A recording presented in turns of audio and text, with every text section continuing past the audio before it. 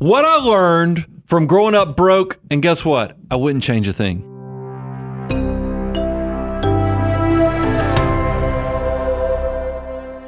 Brian, I am so excited to talk about this one because we're going to share a little bit of our backstories, a little bit of our origins, and how we had some unique upbringings. And there are some incredibly valuable lessons that we took away from that we think might be helpful for the audience out there, no matter what walk of life they come from or no matter where they are at this current present stage. Yeah, I think it's interesting. I love that we get to create this show because we all know we don't all start at the starting line's not at the same place for us all. And what I like to say, we say this often on the show, is how your journey started doesn't define how it ends. Mm-hmm. And that's both on the good side and the bad side. Exactly. I mean, there's a lot of things that happen in life that you don't count on. There's situations that you come from. There's struggles. And and you guys have heard me tell the story when I realized for the first time that I could actually become wealthy, even though I came from humble backgrounds. And I think what makes us interesting, Bo, is that people, and I think this is something, once you have success, people just don't know where you come from anymore. It's almost like you get to push it away if you want to. Sure. But I wanted to kind of lean into it to share why I think we're unique in this, that we both come from very humble beginnings. Yep.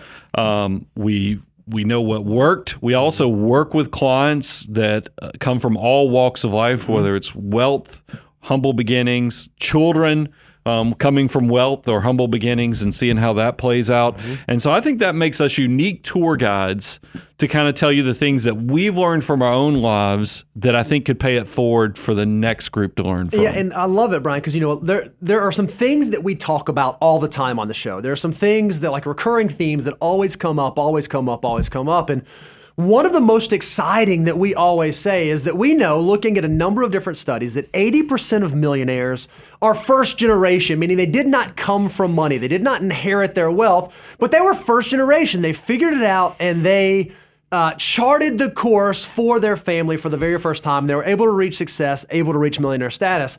And we love that. And that's so encouraging. And we like that because we believe that opportunity exists for everyone. But that's not the whole story, because for that to be true, there has to be another reality that's maybe not as exciting. Yeah, this one doesn't get touted as much because it kind of, in a lot of ways, it haunts us. Because for that number to be true and also to show up in so many places and keep getting confirmed, because it's not only the Millionaire Next Door is the first place I saw it, then I know Ramsey Solutions, even our own wealth study that we do every year pretty much comes right in line with that 80% figure. So that then you look at the fact that Money had an article that came out, and it said, look, 70% of wealth is gone by your children. 90% of wealth is gone by the third generation or the grandchildren. I mean, but it makes sense. You can't have the 80% without the wash, rinse, repeat process of cleansing of wealth. So that's what we wanted to talk about. I think it's important. How do you get wealthy? If you're out there listening right now and you're like, man, I come from pretty humble beginnings. I don't see a lot of sunlight or daylight of opportunity. We're going to hopefully help turn over some stones in your life to help you kind of refocus. How do you get wealthy? How do you harness the power of that? And then also, if you have resources, maybe you are part of this 80%. How do you actually stay wealthy? And better yet, how do you pay it forward to your children so that they don't have the curses of growing up with resources, which should be a huge head start? But unfortunately, it doesn't always work out that way. Now, our bias is we came from the humble side. So some of these lessons we're going to share, we learned on the humble side. But, life has changed for us from, again, how the journey ends is not defined by how it begins. So I think it's going to be helpful no matter where you are. And this first one, Brian, I think whether you come from humble beginnings or you come from affluent beginnings, I think that this permeates the socioeconomic gap.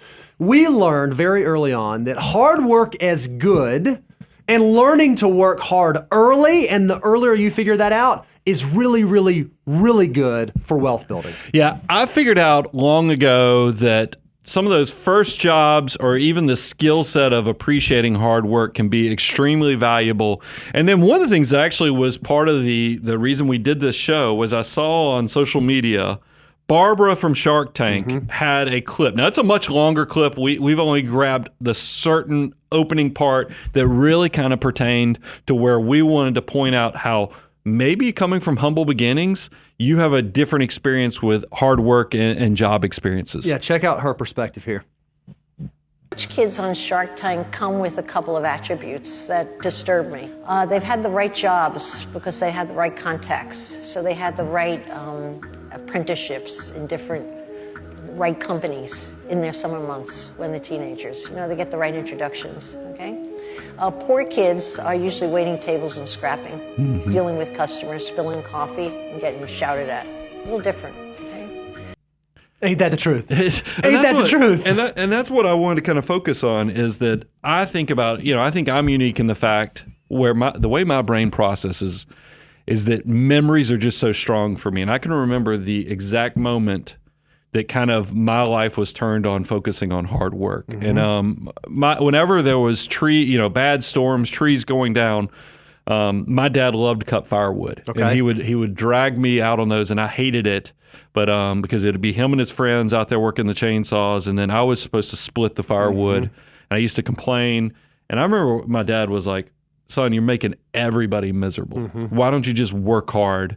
And and I was like, you know what? I'm going to just bust it today. And I remember the day I did it, and I impressed the heck out of my father and all of his friends. And I was like, wait a minute, there is something really valuable to actually doing more or exceeding expectations. And that's the people-pleasing side of me was awoke, really woke up during that moment. And I've kind of taken that, and then I fast forward. Like there was something you got from it. Like you were working hard, but it wasn't just that it was hard. There was this other thing that you received that you were like, oh man, it made it worth it. It was a tremendously valuable lesson. But I think tying into what Barbara was talking about, I think about my fast food experience. I've talked about that if you think about flipping burgers can be a skill-developing extravaganza. I mean, it really can, because think about this, because it ties in exactly I worked at Hardee's all through high school. I was making $3.85 an hour. So it's not like it wasn't a wealth building exercise. But if I look at customer service, because that's what she's talking about, when you were spilling coffee, waiting tables, and getting yelled at, you quickly realize that the general public is crazy. I mean, I figured that out very quickly. You've heard me tell stories of that I had the same gentleman that come in every week and steal cookies off the plate. And I, as a worker, you'd have to. All right, he's going to steal the cookie. What am I going to do about it? How you going to handle this? I dealt with, difficult, people who were yelling and other things. And I figured out very quickly that people skills was something that I could lean into. And this was not only just the customers, bosses. I mean, when you work fast food, sometimes that your assistant managers and managers are going to be from different backgrounds as well, and you have to deal with them, problem solving. I mean, because people are hungry, they're angry, and you go through a drive-through. Think about yourself. When you go through a drive-through and two things are missing from it that you paid for, you're ticked off. You are upset. So when you come in, the person that can make you feel better and turn that negative experience into a positive experience, that's a skill set. And you see that with kids all the time. When I go through and leadership, I mean, when I got to be crew leader, I know it sounds so ridiculous now, but it was a valuable thing. Kid, that was leadership. The skill set. I became a jack of all trades in the fact that I think about fast food flipping burgers. I think about waiting on people. I think about plumbing. I think about my lifeguard years. I think about when I was handling baggage at airports. I think about driving a bus all through college. Every one of those unique, quirky jobs, I have a skill set that I could have put in today's show that's still valuable right now, even though I work in none of those different careers. I love it. And I love that you learned that so early. I mean, you were in high school and you ended up getting that job at Hardee's and ended up doing that. When I was growing up, I didn't have a lot of stability in my early childhood years. All I really had was athletics. Athletic was like the one stable thing. And so I learned tons of stuff from like team sports and working hard and work ethic and how to win well and how to lose well. But then after I was adopted with the new family that I was living with, they had this rule. You could either, work full-time or not work full-time. You could have a job or be a full-time athlete. And so all through high school, so long as I was not letting my grades slip and I was performing well in athletics, I didn't have to have a job. But once the baseball thing sailed, in which I wasn't going to do that anymore, I recognized, holy cow, if I want if I want to go out and go eat Taco Bell at 2 a.m. or if I want to take a girl to the movies, I better have some money. And there was no money back behind me. It was just on me. And so I got my first job because I was in college. I needed to figure out how to go do that. So I went to Chili's and I was like, I'll start waiting tables. Well, here's what was great about the food service industry there. I said, hey, what's your experience? I was like, oh man, well I can hit a baseball pretty far. Like, well, that doesn't translate real well in the restaurant. So I had to start as a host, right? They don't let you start that. So that's the person that when you walk in, they're sitting there. How many do you have in your party? They got to figure out where to seat you.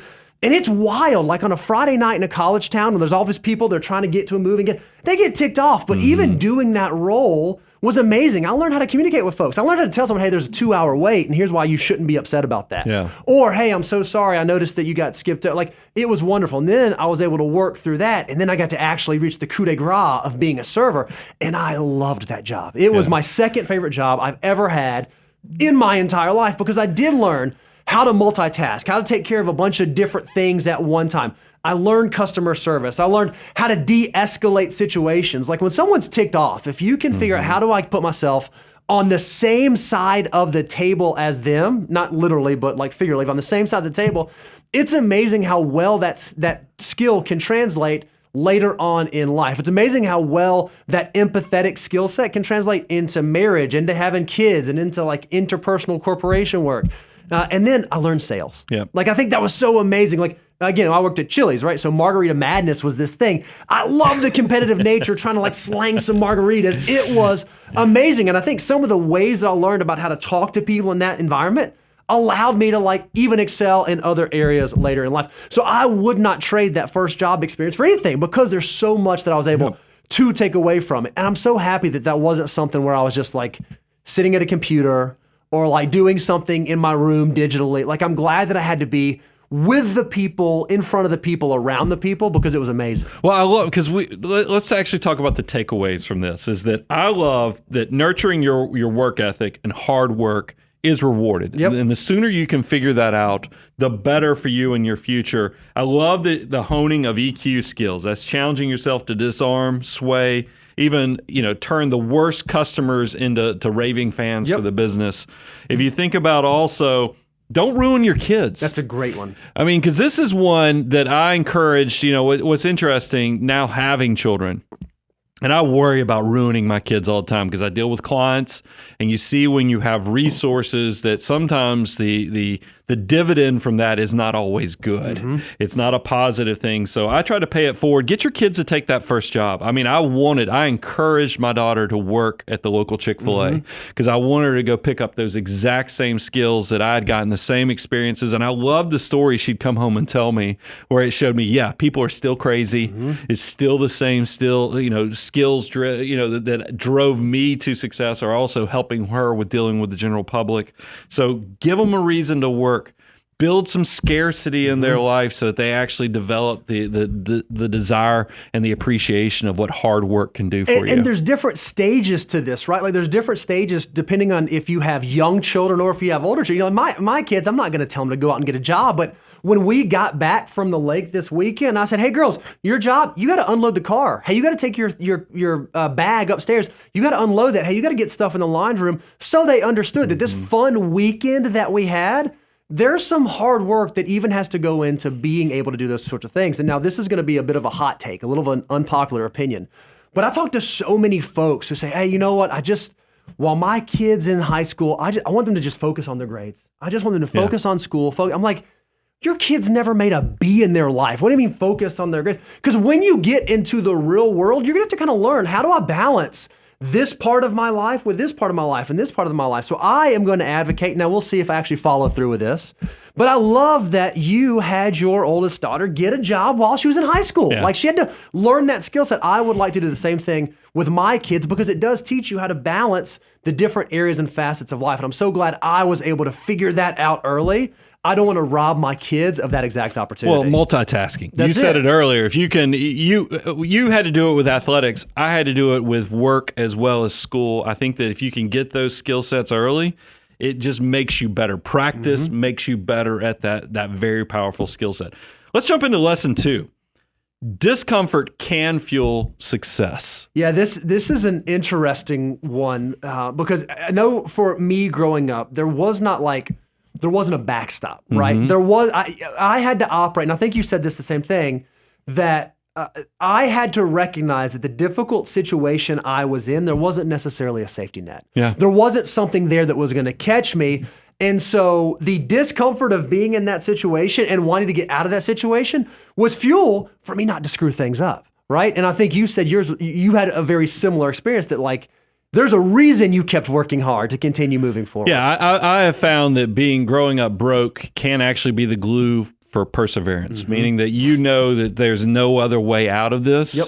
So you stick with it longer than somebody who probably comes from means might have a little easier opportunity to just give it up. You know, because why stick with this? So, and I'll share later because I know I want to lean into some of your background stories, but I found fear to be an extremely powerful motivator to keep doing things that you don't really want to be doing. And that's a big part of success, is doing things that you don't want to do. Yeah, as a young kid, I knew that where I was not where I wanted to stay, but there was no one behind me like pushing me in that direction. Like if I didn't do my homework, there was no one checking my book bag to make sure that my homework got done. Right. If I would have gotten in trouble at school and had to go to the principal's office, there was no parent that was going to like show up to sit in the principal's office and either defend me or bail me out.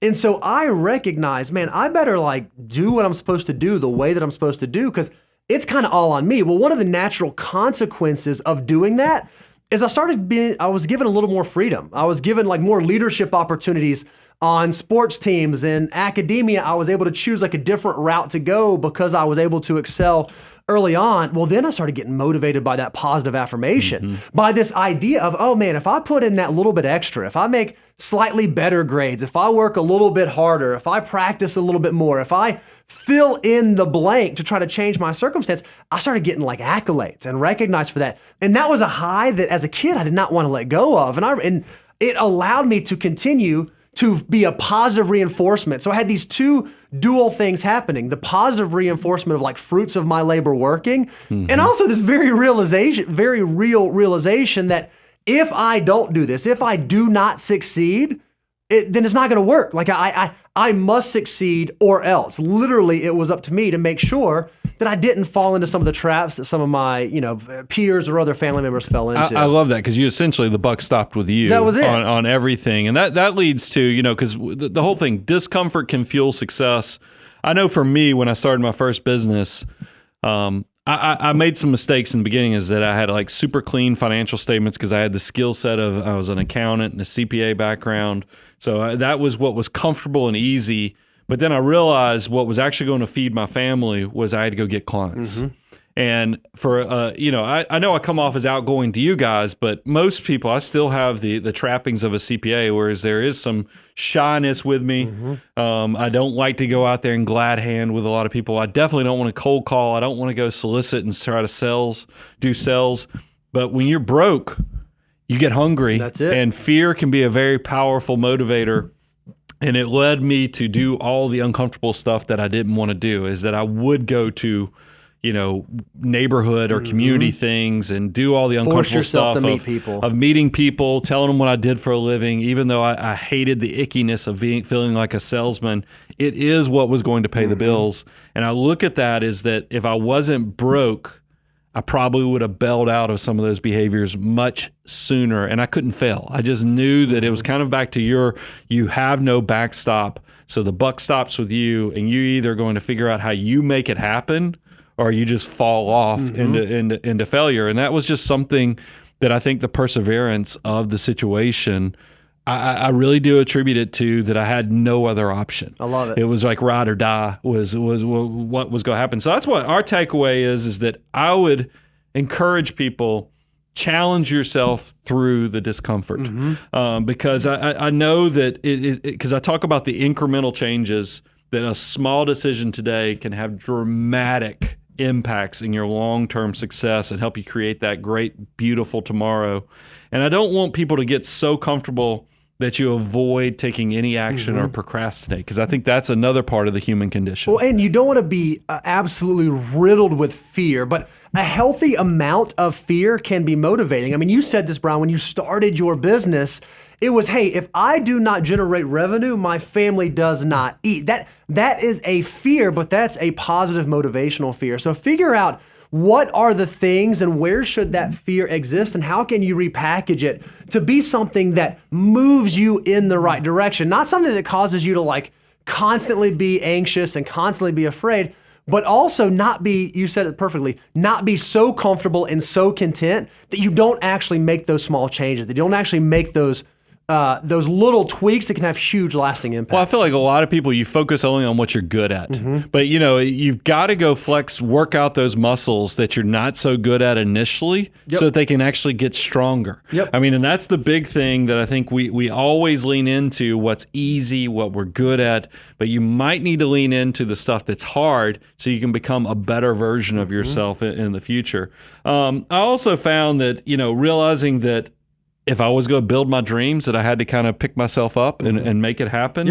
And then adding, and this is something I tell now that I've tried to do with my family, is now that I have resources and I've seen the struggles of families that we work with that have resources, I've tried to add a lot of scarcity in my kids' life on things. Is I don't want to rob my children of the aha moment or the hunger for certain things in life. So that's like my oldest daughter. I made her pay for half of her first car. Love it. So that means that her car, and this is something I haven't debated, but I just kind of smile when I talk to my neighbors.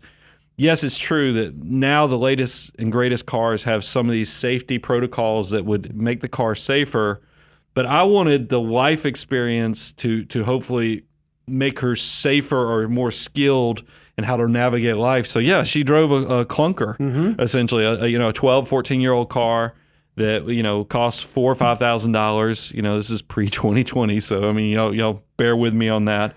But it is important to build those scarcity moments, and then also, because what does Millionaire Next Door talk about? Try to keep economic outpatient care, meaning giving money to your adult children, to a minimum. Because if they don't learn how to do things themselves, they're going to struggle. I think, Brian, you would agree with the statement that for us growing up, scarcity was a given. Like it wasn't a choice that we had to make. It was just natural. We did not have things. In this situation, in this circumstance of life, we have to kind of create scarcity for our kids. Again, my kids are significantly younger than yours. I have to remind them constantly, hey, no, you didn't take care of that thing. We're not just going to go buy another one. Like you did not take care of it. Now you can't have that thing. Even though we could afford to go replace it, they need to learn that skill set. They need to have that aha moment that, man, okay, if I work for something, then I can have something. And if I want to keep something, I need to take care of that thing.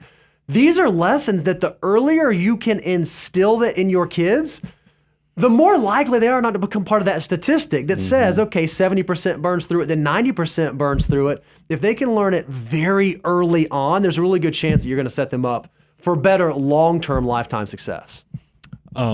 I love lesson 3, because you and I even almost named a firm like Narrowgate. You remember we came really close, because number 3 Wide is the path. Sometimes it's better to take the road less traveled. Look, there are so many ways we could go with this, is because, I mean, most people don't save and invest like they should. Most people don't eat the way they should. And so you find out very quickly that a lot of people are not going down the path that leads to success. And what I find awesome about coming from humble beginnings is that being the first or going that load less travel can be very empowering. It creates an adventure, a journey. Just like you said something earlier, Bo. You said that because people could tell that you were a doer, they gave you leadership opportunities even earlier, and that you really got excited about that. That's exactly right. It was an incredible. I use the word high. It was an incredible high to receive. Man, I am being entrusted. I like that. I like that freedom. I like that responsibility. I like that power. And I think so many of us. I know certainly in my situation, based on the circumstance into which I was born, there was like a very clearly defined path that I could have gone. I could have followed in this biological path that happened. I could have followed in the footsteps of what happened with my brother. And yet, because I chose to not go in what I would say was the easy path, maybe the grooved lane that was already built for me, by taking that other path, by moving that other direction, it worked out tremendously well. And I think so often we as, whether it be young people, young children, or people coming out of college, just because you say, oh, well, I came from this family, I came from this part of the country, I came from this town, I came from this circumstance, I naturally default into that, you're going to arrive at not the place you want to be. You said this same thing with your dad, right? Like he was the first in his family to do some really unique stuff, and that paved a way for you, right? Yeah, my dad was my dad had, grew up 6 children, and extreme poverty, but he was the first and only to go to college. And it wasn't because he was a great student. It was because he was a great athlete. Yep, love it. He was Spurs, blindside offensive tackle down at University of Florida. He got a PE degree, so he didn't maybe maximize the opportunity for what it did because it led to him getting into sales. But I was able to see his success and his pride and accomplishment from being the first to get the college degree. And then I think about, even for myself, when I got into entrepreneurship, I mean, my in-laws thought it was the craziest thing to leave a high-paying job to go start my own business. But for me, it was just incredibly the energy created from being the first to try to do this. And I'll explain later when some hardships that came my way on why I made that jump. I got some crazy clarity from trauma that led to that. But I've witnessed friends who came from resources where, and I don't know if it's the curse of the 1% or whatever you want to say, but they almost were drowned out by the shadow of the success of their parents. Like they almost resented it. Yeah, they rebelled. Whether it was going and just not being willing to do anything that you would consider privileged or a tremendous opportunity, and they were running from it because of this rebellion streak that they were struggling with, that they came from resources. I think there's something to being empowered and being the first. What I love is choosing a path is not something that only happens one time early on in your formative years. It's something that continues to happen as we move through this life. We're often faced with decisions. Okay, which direction should I go? I was blessed that school was not incredibly difficult for me. So I was able to make it through high school and make it through college, and I graduated in a circumstance where I had 2 choices when I graduated from University of Georgia, greatest institution on the land. I could have gone and worked for the large, fancy corporation in downtown Atlanta that had a super high paying salary and crazy benefits and right in the heart of downtown and all these trappings of success. Or I could have gone a different path. I could have gone to take a little bit less money, a less clearly defined career opportunity. Hey, what's this thing look like in 5 years? And the answer to that question was, I don't know. We'll see. But I recognize, hey, there's some opportunity here. This firm that I can align myself with, this guy that I could kind of hitch my wagon to, he's doing some really interesting stuff. And if I take this risk, if I recognize that, man, okay, I can go do this small business thing. I can go see if I can join up with this guy. And maybe it's not going to be a clearly defined career opportunity, but maybe I'm going to learn what it's like to operate inside a small business. And maybe I'm going to get to talk to clients a lot earlier. Maybe one day I'm going to end up on this national publication talking in front of a microphone.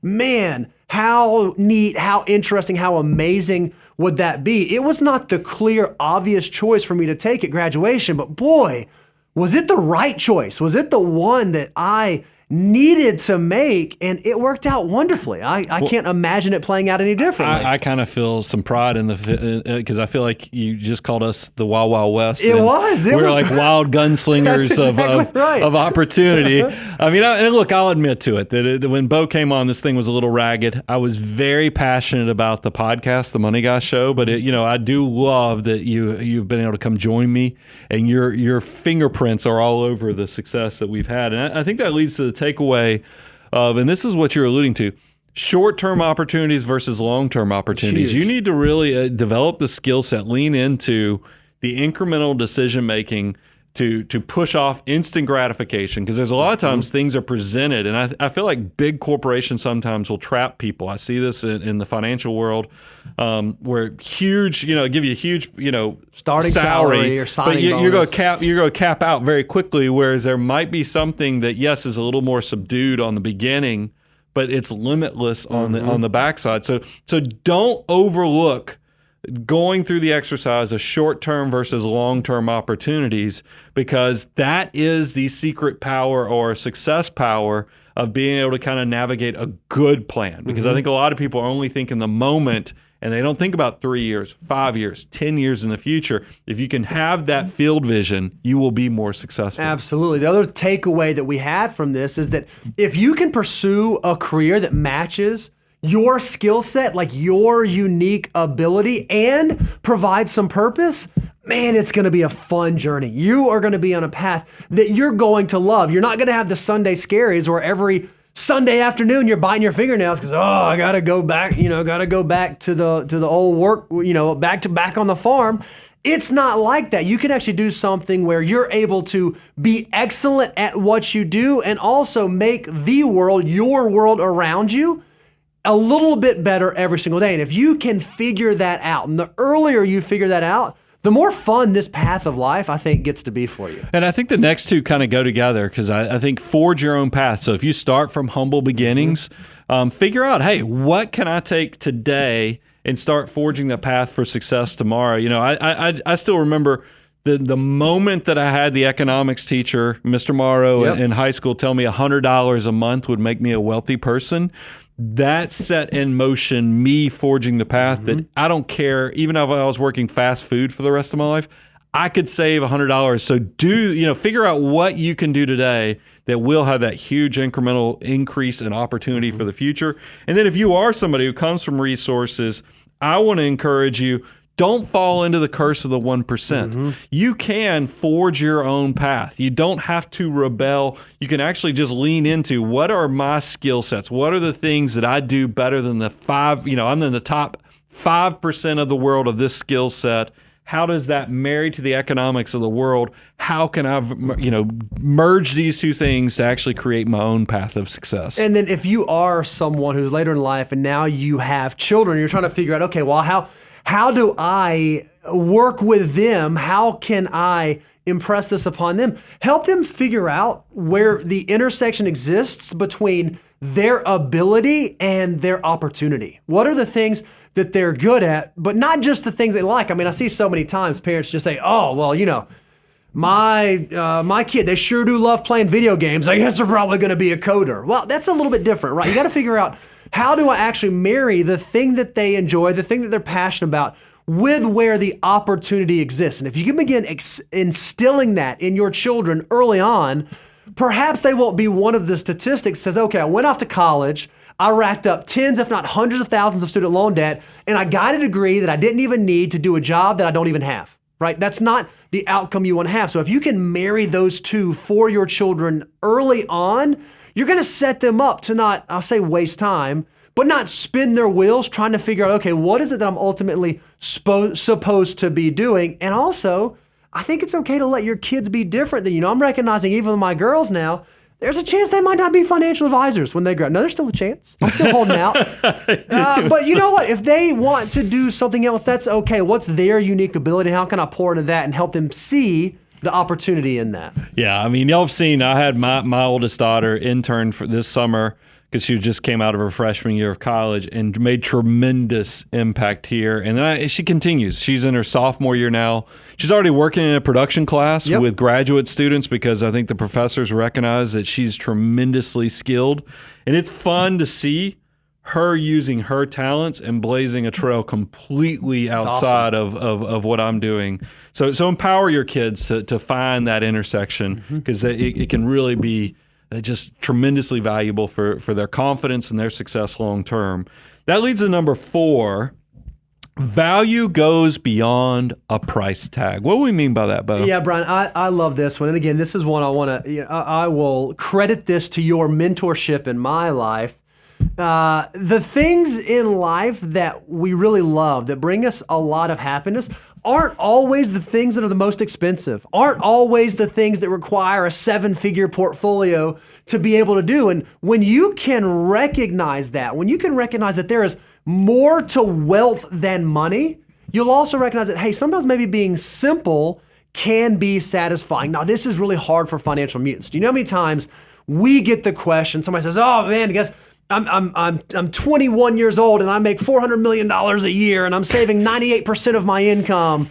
And I just don't know. Well, you're chasing something. You need to figure out what is you're chasing. What are the things that you want to be doing? Because money is nothing more than a tool that allows us to achieve the goals that we have.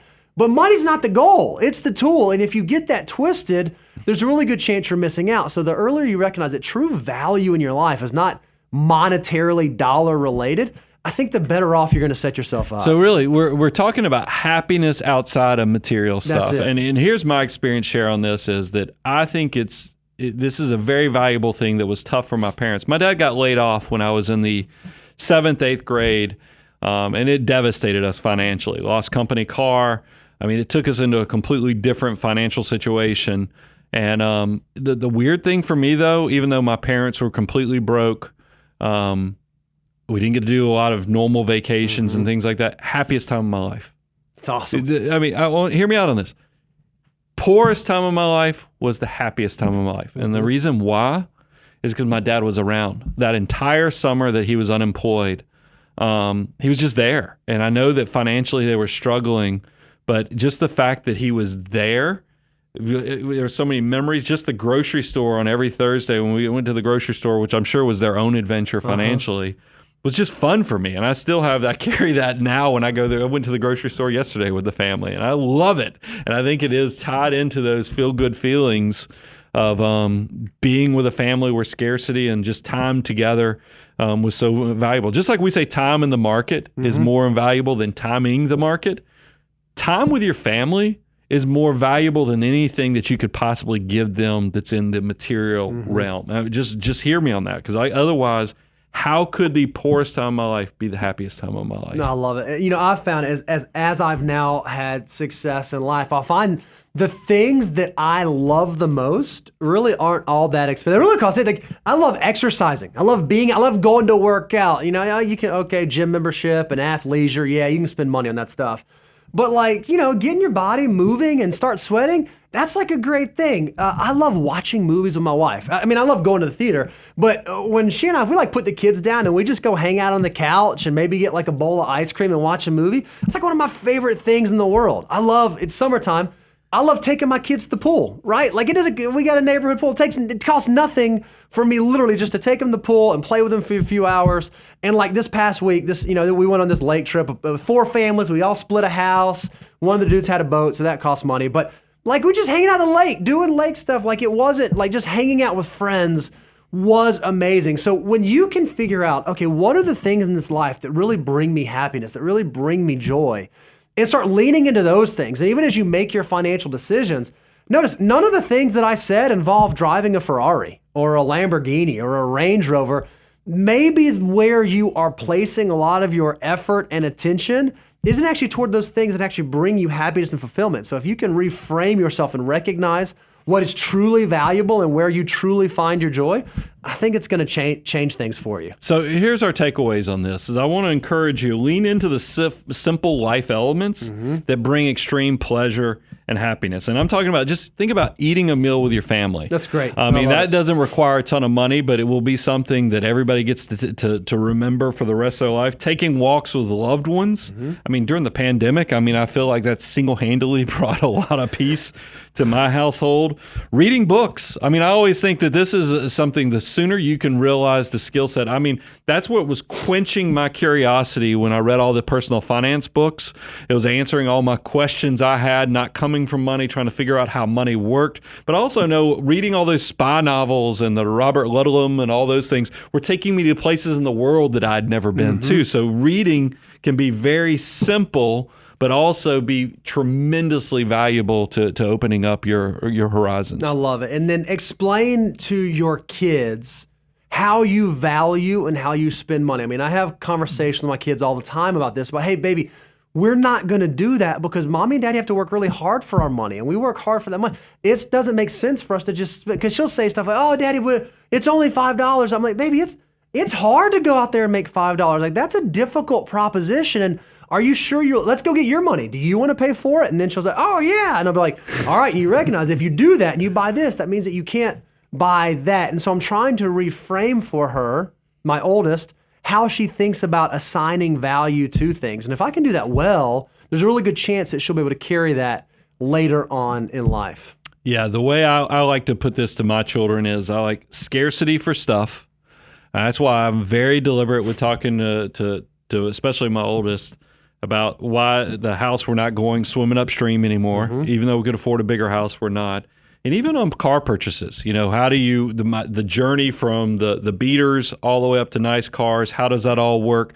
So I've tried to put a mindset of scarcity for stuff, but then abundance for experiences and memories. Yeah, I love it, Brian. You say, hey, if you're going to travel often, do it well, spend time. But I feel like so often people when they talk about travel, they assume it has to be like this crazy expensive thing. Yeah. You've done it not the crazy expensive way, right? Like you've done, whether it be the family trips or even trips early on with your wife, where you can really have amazing memories without breaking the bank to do so. Yeah, you can do the bedazzled basic. I've talked to you guys. I went to Europe with my wife before we had children for dirt cheap. I mean, I'm talking a tenth of the cost that most people think for going to Europe.